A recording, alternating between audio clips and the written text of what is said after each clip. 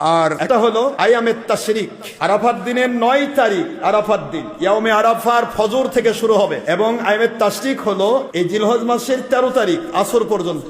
রাসূল পাক সাল্লাল্লাহু আলাইহি ওয়াসাল্লাম শিক্ষা দিয়েছেন, এখানে পুরুষ হোক মহিলা হোক, মহিলারা ধীরে, পুরুষেরা জোরে। তাকবীরে তাশরিক যেটাকে বলা হয়, আমার সাথে একটু পড়ুন, আল্লাহু আকবার, আল্লাহু আকবার, লা ইলাহা ইল্লাল্লাহু আল্লাহু আকবার।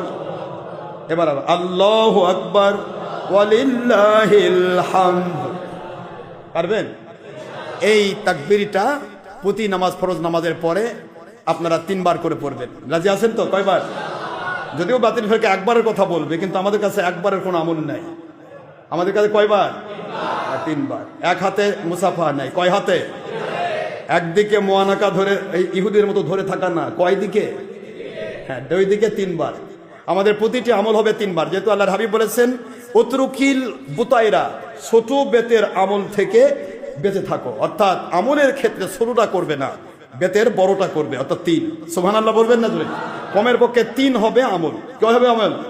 3। তাহলে আমরা 3 বার করব। কয়বার? 3 বার। এটা পড়তে হবে, এটা ওয়াজিব।